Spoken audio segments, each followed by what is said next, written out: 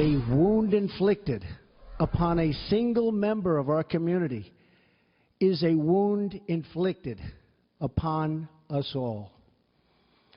When one part of America hurts, we all hurt. And when one citizen suffers an injustice, we all suffer together. Loyalty to our nation demands loyalty to one another.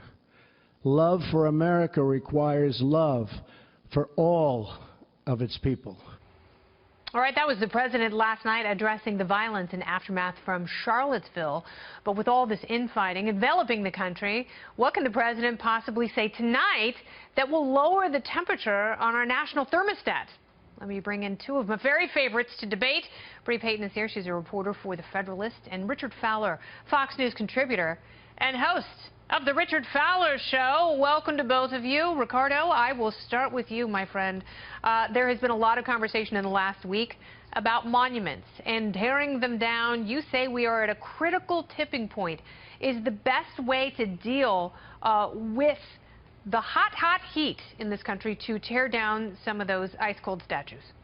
It is getting hot in here, Kennedy. Yes, and I think it is time to turn on these statues. And I think what the president's got to do here, and I think what he's got to understand, is about understanding. He's got to understand the mother's pain in Mississippi who lost a child to opioid abuse is the same pain as the mother in Chicago who lost a child to gun violence, right?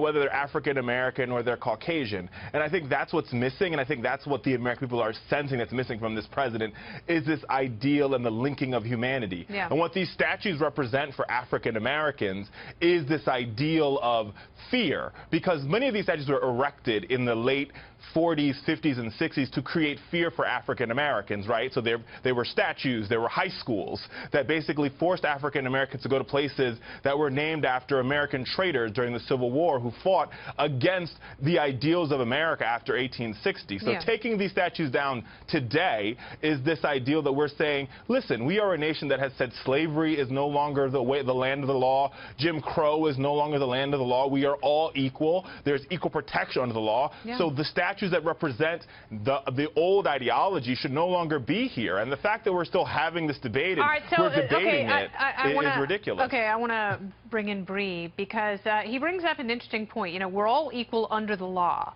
But there is a sense of lawlessness and an imposition of people's opinion when they tear statues down. And there has to be, like, if this is something that we agree on, that we are going to cleanse part of our history in order to feel better about where we are in the present, then don't we have to do it in a lawful way? Yeah, and I think it is important to keep the conversation at a local level. I mean, I used to live off of Jefferson Davis Highway in Alexandria, Virginia, which had one of the largest slave ports during its time. And so I think for citizens of Alexandria, I think they need to wrestle with the history of the city that they live in. And I think nationalizing this conversation, and I think a lot of the people who have spoken in favor of tearing down the monuments or abandoning them, like Al Sharpton suggested with the Jefferson Monument, I think has emboldened extremists. I mean, just the other day, a guy who was trying to blow up a Confederate statue in Texas, you know, was arrested by trying to wire up explosives. And, you know, Donald Trump's concerns about where does this end? A lot of people laughed at that when he brought that up last week. But honestly, I've yet to hear a convincing argument saying where it stops, right? I mean, last week it was the Confederate statues. This week it's Joan of Arc, Christopher Columbus, Mount Rushmore. It's all these other Americans who have problematic things in their past. I understand that. Okay, last word, Richard, because we gotta get going. No, I've made a convincing argument where it ends. I think, well, the first president that we elected on a platform of abolition was 1860. That was Abraham Lincoln. So I think that's where it starts. I think Sharpton has called for... So everyone before Abraham Lincoln needs to be rooted out? No.